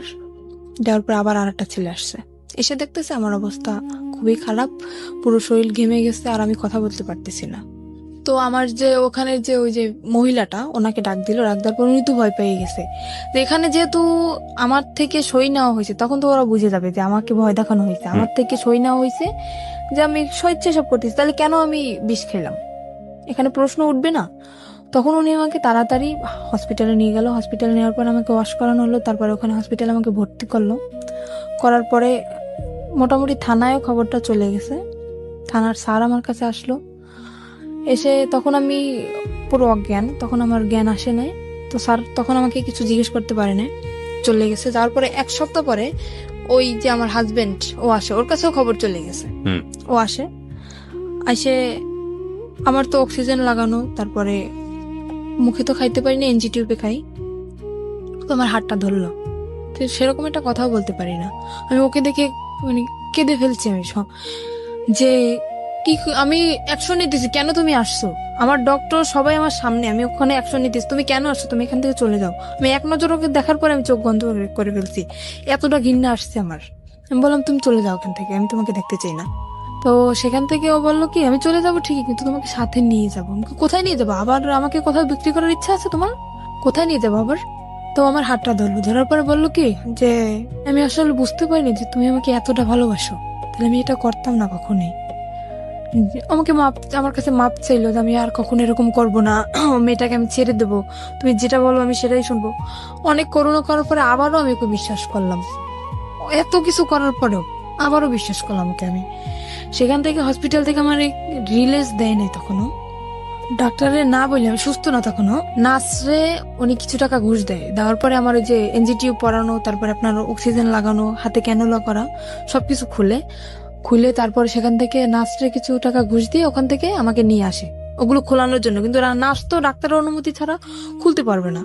উনি টাকা পাওয়ার পরে উনি খুলে দিল ওগুলো। নার্স ওগুলো খুলে দেওয়ার পরে আমি তখন হাঁটতেও পারি না ঠিক মতন, এতটাই ক্লান্ত আমি।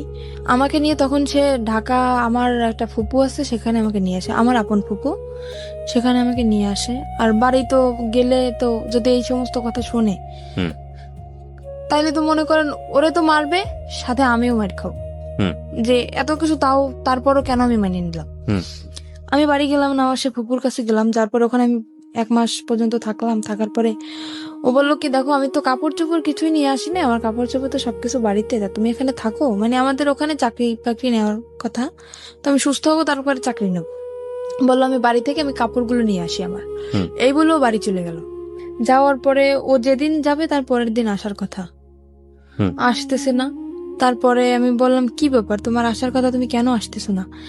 সে ওখান থেকে এসে চলে গেছে, সেই শ্বশুর বাড়ি চলে গেছে, ওর যে সেই শ্বশুর বাড়ি চলে গেছে। ফোন করলে মাঝে মাঝে ওই মেয়েটা ধরে। তারপরে আমি বুঝতে পারলাম আস্তে আস্তে, অনেক কান্নাকাটি করছি, অনেক রিকোয়েস্ট করছি তুমি আমাকে নিয়ে যাও নিয়ে যাও। সেখান থেকে আমার আম্মু যখন জানতে পারি আমি ওখানে, আমাকে নিয়ে যাওয়ার পরে ওই যে মহিলা, ওই মহিলাকে নাম্বার দিয়ে দেয়, আমার আম্মুর নাম্বার দিয়ে দেয়। কিসের জন্য জানেন? যাতে আমি আমার বাড়িতেও জায়গা না পাই, আর ওর কাছেও যাতে আমি না যেতে পারি। ও ওর বাড়িতে সম্পূর্ণ সবাইকে জানাই দিছে যে আমি এসব করি, আমি বিয়ের আগে এসব করতাম, ও জানতে পারছে সেজন্য ও আমাকে ডিভোর্স দিতে চায়। আসলে তো কিছুই না সেরকম, ও নিজে করছে এগুলা। এটা বলার পরে আমার আম্মুর কাছে ওই মহিলা ফোন করার পরে ওই ফোনটা আমার আব্বু ধরার পরে ওই সম্পূর্ণ কথা উনি বানাই যা বলার সব বলছে, যে আপনার মেয়ে এতদিন শ্বশুর বাড়ি ছিল না, আমার এখানে ছিল, এসব করতো। আর এসব কথা শোনার পরে আমার আব্বু তো সবাইকে বলে দিল। মানে এই ফোনটা কে ধরেছে? আমার আব্বু, সদাব্বু। না, আমি আসলে এই জিনিসটা একটু ক্লিয়ার হতে চাই। ফোনটা কে করেছে, কাকে ফোনটা রিসিভ করেছে কে? ফোনটা করছে আমাকে যেখানে বিক্রি করে দেওয়া হয়েছিল ওখানে যে মহিলা ছিল উনি ফোন করছে, উনি ফোন নাম্বারটা নিছে আমার হাজবেন্ডের কাছ থেকে। কাকে করেছে ফোনটা? ফোনটা করছে আমার আম্মুর ফোনে, কিন্তু ফোনটা রিসিভ করছে আমার যে আব্বু। মানে তখন তো আপনার আম্মুর বিয়ে হয়েছে একটা। হ্যাঁ, তখন আর একটা বিয়ে ফোন হয়েছে। করে ওই ভদ্র মহিলা, মানে হোটেলের যিনি ইনচার্জ ছিলেন ওইসব কাজের, ওই ভদ্র মহিলা ফোন করে আপনার মাকে বলেছে যে আপনার, আমার মাকে না, আমার সৎ যে আব্বু, মানে আলটিমেটলি আপনার মাকে ফোন করার জন্য বলেছিল, কিন্তু আপনার সৎ বাবা রিসিভ করেছে। সৎ বাবাকে বলেছে যে এই সব কাজ করেছে আপনার মেয়ে। ওকে। আর উনি যেগুলো বলছে ওগুলো তো সম্পূর্ণ মিথ্যা কথা, রাইট? তারপর মানে উনি চায় যে আমার বাড়ির থেকে যদি আমাকে তাড়িয়ে দেওয়া হয় তখন আমার বাধ্যতামূলক ওখানে যেতে হবে, কোনো উপায় থাকবে না, কোনো উপায় থাকবে না। তখন আমার আব্বু ওটা শোনার পরে, আমি ওনাকে আব্বু বলেই ডাকতাম, এটা শোনার পরে সে আমাকে মানে একদম ক্লিয়ারলি বলতেছে তুমি বাড়ি থেকে বের হয়ে যাও। ফ্যামিলির সবাইকে জানাই দিল। এবার আমি কি করব, আমার মাথায় আসমান ভেঙে বসে। এরকম একটা জিনিস আমার লাইফে ঘটলো, কোথায় আমার ফ্যামিলি আমাকে সাপোর্ট করবে, অন্য মানুষের একটা মিথ্যা কথা শুনে আমার সাথে এরকম করলো। আমি বাড়ি থেকে বের হয়ে চলে আসলাম। মাও বললো বাড়ি থেকে বের হয়ে যেতে? আম্মুর তো কিছু করার নেই, ফ্যামিলির থেকে যেহেতু সবাই এরকম বলতেছে। কিছুই বললো না মা? আম্মু তো কান্নাকাটি করতেছে, আম্মু তো আমাকে আসতে দেবে না। তখন সে আব্বু বলতেছে তুমি যদি তোমার মেয়েকে না সর আমি তোমাকে ডিভোর্স দিয়ে দেবো। তা আম্মুকে আমি বললাম আম্মু এতদিন তো দূরে ছিলাম, থাকছিল না আমাদের ছাড়া, তো এতদিন যেরকম ফোনে কথা বলছি এখনো সেরকম তোমার সাথে আমার ফোনেই কথা হবে, আমি এখানে থাকবো না। কারণ আমি যদি এখানে থাকি এই ব্যাপারটা গোটা এলাকায় জানাজানি হয়ে যাবে, আমি এটা চাই না। বাড়ি থেকে বের হয়ে চলে আসলাম। বাড়ি থেকে বের হয়ে চলে আসে আমার যে ফুপুর কাছে ছিলাম ঢাকায়, ওখানে আবার আসলাম, আসার পরে ওনার কাছে 15 দিন থাকার পরে ওখানে কোনো চাকরি বাকরি হইতেছে না, কারণ যেহেতু বাড়ি থেকে একদম বেড়ে চলে আসছি, বাড়ি তো আর যাবো না, চাকরি বাকরি কিছু তো একটা করা লাগবে। ওখানে কোনো চাকরির ম্যানেজ হইতেছে না। তারপর আমার আম্মু কথা বললো, আমার যে আন্টি এখন বর্তমানে ঢাকায় আছে ওনার সাথে আমার আম্মু কথা বললো যে দেখ, আমি আম্মুকে সবই বলছি যে আম্মু যেটা তোমরা শুনছো সেটা সম্পূর্ণ মিথ্যা, তুমি আমার কাছ থেকে শোনো। আম্মু শোনার পরে আর আম্মু আমাকে অনেক বিশ্বাস করে, আর আমি আম্মুর সাথে কখনোই মিথ্যা কথা বলি না। ওই বিয়ে হওয়ার পরে যেটা বলছি, কিন্তু এখন না আর বলি না। হুম। তাও তো বলছি হাজবেন্ডের জন্য। আম্মুকে বলার পর আম্মু বলছে আচ্ছা ঠিক আছে আমি দেখতেছি। তো আম্মু সেখান থেকে আমার আন্টির সাথে কথা বলে, আন্টির সাথে কথা বলার পরে আন্টি বললো ঠিক আছে আমার কাছে আসো। ঈদের 3 মাস আগে বলতেছে ঠিক আছে আমার কাছে আসো তুমি। আসলাম, সেখানে আসার পরে ট্রেনিং করলাম, ওই যে আপনার এখন যে নার্সিং ট্রেনিং জবটা করতেছি নার্সিং এ, সেখানে ট্রেনিং করলাম, করার পরে তারপরে আবার অসুস্থ হয়ে গেলাম। সেখানে অসুস্থ হওয়ার পরে প্রায় 2.5 মাস যাবত বসা, তারপরে কোনো চাকরি বাকরি হইতেছে না। আমার আপন ফুপুর বাসায় চলে আসলাম, সেখান থেকে আমার আম্মু কথা বলে আমার আন্টির সাথে, সেখানে 15 দিনের মতো থাকলাম। আমার আম্মু কথা বলে আমার আন্টির সাথে যে এরকম ওর সমস্যা, ওর জন্য একটা চাকরি দেখ তোরা। তো আন্টি বললো ঠিক আছে ওকে আমার কাছে পাঠিয়ে দাও। তো আমার সে আন্টি তো থাকে নারায়ণগঞ্জে, ওই যে ফুপু, তাকে আমি আন্টি বলেই ডাকি। সেখান থেকে আমি আমার আপন যে খালা তার কাছে চলে আসলাম। আসার পরে সেখানে একটা এই যে এখন যে চাকরিটা করতেছি সেখানে ট্রেনিং করি। ট্রেনিং করার পরে আমি হঠাৎ অসুস্থ হয়ে যাই। অসুস্থ হওয়ার পরে 2.5 মাস বসার পরে আমি ওকে একদিন কল দিই আমার আন্টির ফোন দিয়ে। ওকে, মানে আপনার হাজবেন্ড? আমার হাজবেন্ডকে কল দেওয়ার পরে ও শুনলো যে আমি ঢাকায় আছি। তারপর আমি আবারও কেঁদে ফেলছি, ওর সাথে ফোনে কেঁদে ফেলছি। তো তখন আমাকে বলতেছে কি, ও মেয়েটা এখন নেই, তুমি কি এখন আসবা? আমাকে আবারও যেতে বলতেছে যে তুমি কি আমার সাথে সিনেমা করতেছো? বলতেছে কেন? যে তুমি দীর্ঘ 6টা মাস যাবো তুমি আমার সাথে কোনো যোগাযোগ রাখো নাই, ওই যে চলে গেছো, তারপরে কত কান্নাকাটি আমি করছি, তুমি আমাকে তো নিয়ে যাওই নাই, আর তুমি নিজেও আসো নাই, এখন আমাকে যেতে বলতেছো, তুমি কি আমার আবার জীবনটা নষ্ট করতে চাও? তারপরে মাঝে হয়েছে কি, আমি একটা দেখাই, কবিরাজ দেখাই, উনি আমাকে একটা মান্দুলি দেওয়ার পরে সেখান থেকে আমি একটু ওকে কিছুটা বলতে পারছি এখন। আমি বললাম কি, আমি তোমাকে ভুলে যেতে চাই, আমি চাই না যে জিনিসটা আমার জীবন থেকে চলে গেছে, যে অতীতটা চলে গেছে, সে অতীতটা আবার আমার জীবনে ফিরে আসুক, আমি চাই না। তোমার যদি মনে চায় আমার সাথে, যদি বোঝো যে না শারমিন সত্যি আমাকে ভালোবাসতো, যদি আমার সাথে কথা বলতে মন চায়, মাঝে মাঝে তুমি শুধু আমার সাথে একটু কথা বলো, আমার একটাই রিকোয়েস্ট, আমি তোমার কাছে আর যাইতে চাই না। তো এখনো মাঝে মাঝে ও আমাকে কল করে বলে যে তুমি আসো। তো তারপরে সেখান থেকে কথা হওয়ার পরে আরেকদিন আমি আবার ওকে কল করছি, কল করার পরে ওর যে বউ ধরছে, সেখান থেকে কত মিথ্যে কথা ও বলতেছে আমার সাথে এখনো পর্যন্ত। আবার ওর বউ ধরার পরে আমার সাথে কথা বলে, মোটামুটি মেয়েটা খুব ভদ্র, আমাকে আপু বলে ডাকে। সে আমাকে বললো যে আপু আপনি যদি আসতে চান আপনি আসতে পারেন, আপনার সম্পূর্ণ কাহিনী আমি শুনছি বাড়িতে আসার পরে, আপনি যদি এখন আসতে চান তা আসতে পারেন।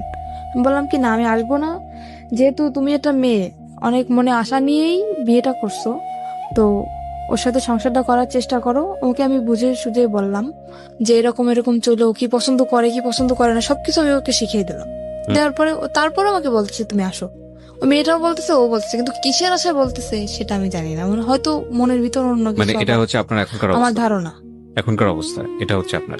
হ্যাঁ। বর্তমানে আপনি কি করেন? বর্তমানে এখন আমি একটা জব করতেছি, নার্সিং জব। নার্সিং বলতে এটা কি ধরনের নার্সিং? মানে হোম সার্ভিস? হ্যাঁ, এটা হোম সার্ভিস। আচ্ছা, তো সেটা হচ্ছে বিভিন্ন পেশেন্ট যাদেরকে বাসায় সেবা দিতে হয়, কোন একটা কোম্পানির আন্ডারে থেকে আপনি এই কাজটা করছেন, সার্ভিস দিচ্ছেন, তাই কি? হ্যাঁ। ওকে। তো এখন আমি আরেকটা কথা জানাতে চাই যে আমার জীবনে যে ঘটনাটা ঘটছে, এরকম ঘটনা হয়তো কোনো মেয়ের জীবনে ঘটে নাই, আর যদি ঘটেও থাকে তাও খুব কম। না, এর চেয়েও ভয়াবহ ঘটনা ঘটে। আপনি জীবন গল্প শোনেন প্রতিনিয়ত? অবশ্যই শুনি। আপনি ভয়াবহ ঘটনা বলতে কি ঘটতে পারে? না, এর চেয়েও ভয়াবহ ভয়ঙ্করতম ঘটনা ঘটে, সেদিকে আমরা নাই বাজাই। কিন্তু আপনার জীবনে যেটা ঘটেছে সেটাই আপনার কাছে ভয়ঙ্কর, আমার জীবনে যেটা ঘটে সেটা আমার কাছে ভয়ঙ্কর। মানুষের ঘটনা মূল্যায়ন না করে আপনি আমাকে এটা বলেন, আপনার জীবনে আপনার হাজবেন্ড যেহেতু প্রথম মানুষ, সুতরাং বাছ বিচার করার কোনো সুযোগই আপনার জীবনে আসেনি। আপনি আরো যখন পরিণত বয়সে যাবেন, আরো যখন বিভিন্ন রকমের এক্সপিরিয়েন্স আপনার হবে, তখন আপনি বুঝতে পারবেন যে এই সময়টা আপনার জন্য কতটা ভুল ছিল, কতটা রিস্কি ছিল, কতটা বোকামি ছিল, যেটা আপনি এই বয়সে বসে সেটা বুঝতে পারবেন না। কিন্তু আমার একটু জানতে ইচ্ছে করছে, শুধু একটু না, খুবই জানতে ইচ্ছে করছে যে আপনি গল্পটা কেন আজকে রেডিওতে লাখ লাখ মানুষের সামনে বললেন। ইউটিউবে আপনার এই গল্পটা যাচ্ছে খুব ছোট করে, লাখ লাখ মানুষ আপনাকে দেখছে, আপনি স্বেচ্ছায় নিজেকে দেখার অনুমতি দিয়েছেন। তো এগুলো আপনি কেন বলতে গেলেন? এটা আমি বললাম যে একটা ছেলে কতটা নিচে নামলে এরকম একটা জঘন্য কাজ করতে পারে সেটা জানানোর জন্য, যে একটা ছেলে কেন এরকম করে, একটা মেয়ের সাথে কেন করে, তার অন্যায় কি। একটা মেয়ে একটা ছেলেকে বিয়ে করে সংসার করার জন্য, শুধু কি এটাই? শুধু এটাই। কিন্তু আমি তো অনেক কিছু দেখতে পাচ্ছি গল্পের মধ্যে, যে একটা মেয়ে কতটা বোকা হলে এতবার ভুল করার পরও একটা ছেলেকে, মানে এটা তো বোকামি না, এটা তো ভালোবাসা। এটা ভালোবাসা না, এটা বোকামি। আমি মনে করি এটা ভালোবাসা। এটা ভয়ঙ্করতম বোকামি। এর মাঝখানেও অনেক কিছু ঘটছে যেটা আমি বলতে চাই না। What ever the situation is, আপনি শেষ পর্যন্ত ছেলেটাকে লাভ করেন, আপনি স্টিল তাকে লাভ করেন, এটা আপনি অস্বীকার করতে পারবেন? মোটেই না। আর আমি যতদিন পর্যন্ত বাঁচবো ততদিনও আমার মনের ভিতরে থাকবে। এটা মিথ্যা কথা। মোটেই না। আপনি আমার কথাগুলো একটু মনোযোগ দিয়ে শোনেন, তাহলে আপনি বুঝতে পারবেন যেটা আপনি এখন বিশ্বাস করতে পারবেন না, but that will eventually true after the age. সেটা আপনার জীবনে সত্য। আমরা যখন কাউকে লাভ করি, হ্যাঁ, আমি সরি যে আমি আপনাকে কষ্ট দিচ্ছি, কিন্তু এটাই সত্য। আমরা যখন কাউকে লাভ করি বা কাউকে যখন ভালোবেসে ফেলি, তখন ওই মানুষটা ছাড়া আমাদের জীবন চলবে না, এটাই আমরা মনে করি। বাট এটা যে চরমতম মিথ্যা কথা এবং এটা যে আসলে সত্য না, এটা আমি এখন মনে করতেছি। জীবনটা কারোর জন্য কখনো থেমে থাকে না। আপনি যে বললেন না যে একটু আগে যে আপনি তাকে ভালোবাসাটা আমার মনের ভিতরে থাকবে, আমি সেটা বলছি। থাকবে না আপনার ভালোবাসা? অবশ্যই থাকবে, ডেফিনেটলি থাকবে না। কিভাবে থাকবে না বলো? এবং এটার অ্যান্সার আপনি এখন আমাকে মনে করে নেন যে আমি যেটা বলছি সেটা হচ্ছে, আমি যেটা বলছি সেটা মিথ্যা কথাই, কথা আপনি এটাই মনে করবেন। কিন্তু আপনি একটা সময় গিয়ে মনে করবেন যে না, আমি যেটা বলেছিলাম আজকের অনুষ্ঠানে ডকুমেন্টস থাকবে, তো আপনি দেখবেন আপনি যখন পরিণত বয়স, এই ইউটিউবে এটা থেকে যাবে, ইউটিউবে আপনি আরো 5 বছর পর 10 বছর পরে গিয়ে বলবেন যে কিবরিয়া ভাই এই কথাটা বলেছিল অনুষ্ঠানে এবং এটাই সত্য। আপনাকে আমি আরো 10 বছর পর ইনভাইট করবো এই অনুষ্ঠানে, আমি যদি করি, আমি আপনাকে ইনভাইট করবো, এবং আমার যে কথাটা ছিল যে এটা থাকবে না, শুধু ঘেন্নাটুকু থাকবে, ভালোবাসা থাকবে না, এবং এই ফিলটাই থাকবে আজ থেকে 5 বছর পর, 10 বছর পরে। আমি যেটা বলতে চাচ্ছি যে আপনার ওই পরিণত বয়সটা নাই, ম্যাচুরিটিটা নাই। নইলে একটা মানুষ আপনাকে মৃত্যুর মুখে ঠেলে দিয়েছে। একটা মানুষ, নারীর সতীত্ব যেটা, এটা আমাদের সমাজে মনে করা হয় একটা নারীর সতীত্ব না থাকলে আর কিছুই নাই। আমাদের সমাজ, আমাদের সামাজিকতা এটাই, খুবই ভঙ্গুর একটা মানসিকতা, এবং সেই জায়গাটায় ফেলে দিয়েছে। আপনি যে ধরনের অর্থনৈতিক, আমি যদি আরো সহজ করে বলি, যেই ধরনের ক্লাস মেনটেন করেন বা যেই ধরনের আর্থিক অবস্থার মধ্যে বসবাস করেন, এটা আমরা ধরে নিই আমাদের একেবারে সমাজের প্রান্তিক পর্যায়ের মানে মানুষ যারা দিন এনে দিন খাওয়ার মতো অবস্থা, এইরকম একটা পরিবারে আপনি বড় হয়েছেন, না আছে বাবার সাপোর্ট, না আছে মার সাপোর্ট, হ্যাঁ, এরকম একটা অবস্থা। সেই রকম একটা অবস্থায় থেকে এরকম একটা আন্ডার এজ একটা মেয়ে একটা ছেলেকে লাভ করে বিয়ে করেছে, লাভ করে তো বিয়ে করেনি, একটা বিয়ে দেওয়া হয়েছে এবং বিয়ের পরে লাভ করেছে। তো এইটা 21 বছরের আপনার যে ছেলেটা, আপনি যদি যে কথা বলেছেন এখানে সেগুলো যদি সত্য হয়ে থাকে, আমি তার নাম পর্যন্ত জানতে চাইনি, আমি জানতে চাইও না, আপনি যা বলেছেন এখানে সেগুলো যদি সত্য হয়ে থাকে, 21 বছরের এই ছেলেটাকে এটা খুব ভালো করে বুঝতো এবং সেই ইকুয়েশন গুলো খুব ঠান্ডা মাথায় করেছে যে ওকে যদি আমি এই জায়গাটায় ফেলে দেই, আমাকে বলার কেউ নাই। দেখেন, আমি একটা সহজ এক্সাম্পল দিই, আপনাকে এভাবে কেউ কখনো বলেছে কিনা। ও কিন্তু ভয় পায়। ওর চাচা, আপনার চাচা শ্বশুর যে কদিন বেঁচে ছিল, ছোট চাচা শ্বশুর, ও কিন্তু খারাপ ব্যবহার করেনি আপনার সঙ্গে। তার মানে ওর যদি কেউ গাইড করার থাকতো, ওকে যদি কেউ শাসন করার থাকতো, এবং আপনার ফ্যামিলিতে যদি এরকম গার্ডস থাকতো যে না, আপনার বাবা ওর একদম মানে সহজ বাংলায় যেটা গ্রাম্য ভাষা যেটা বলে টুটি ছিঁড়ে ফেলবে, এরকম যদি কোনো অন্যায় হয় তার মেয়ের প্রতি, ও জীবনও আপনাকে নিয়ে এতটা সাহস করতো না। অবশ্যই, রাইট?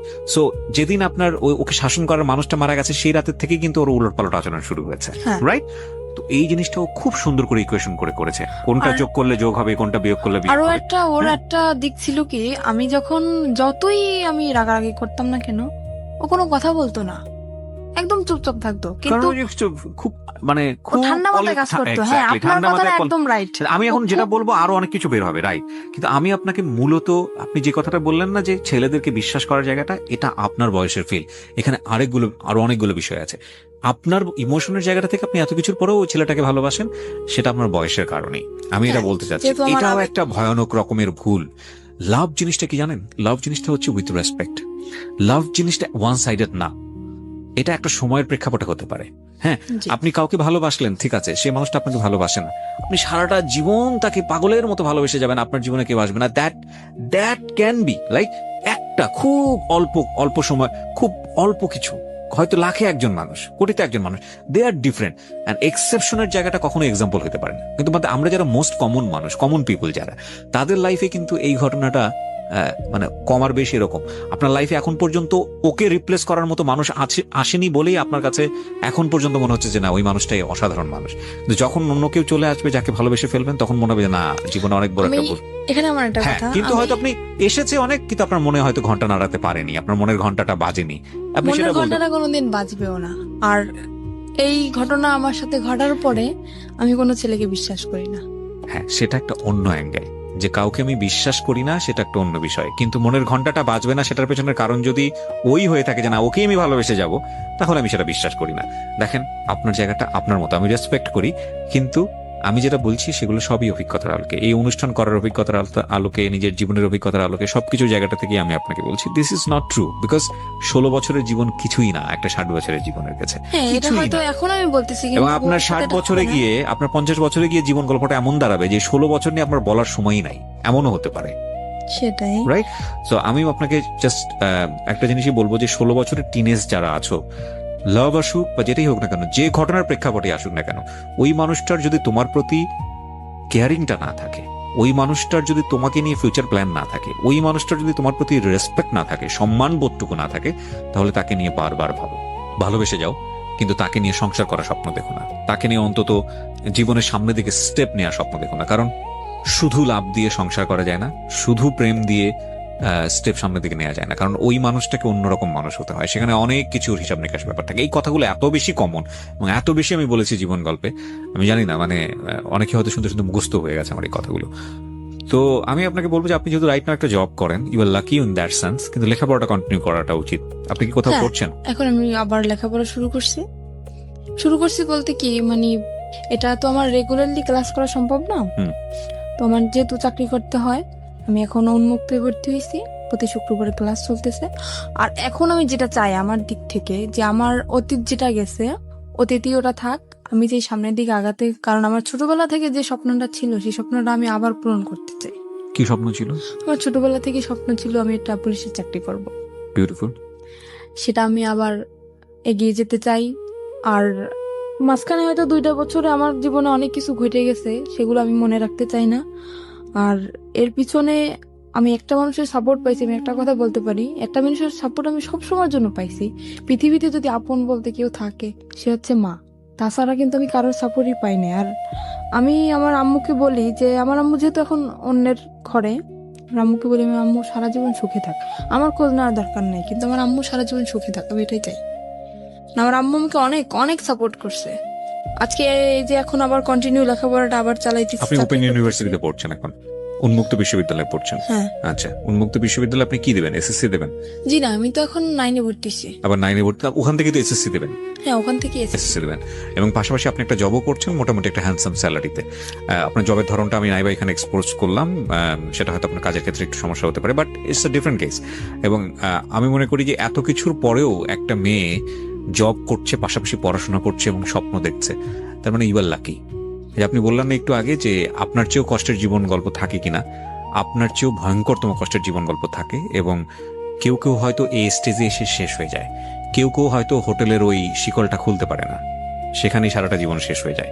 হ্যাঁ, কেউ কেউ হয়তো ওই যে ইঁদুর মারা বিষ যেটা আপনি খেয়েছিলেন, ওখানেই হয়তো জীবনটা শেষ হয়ে যায়।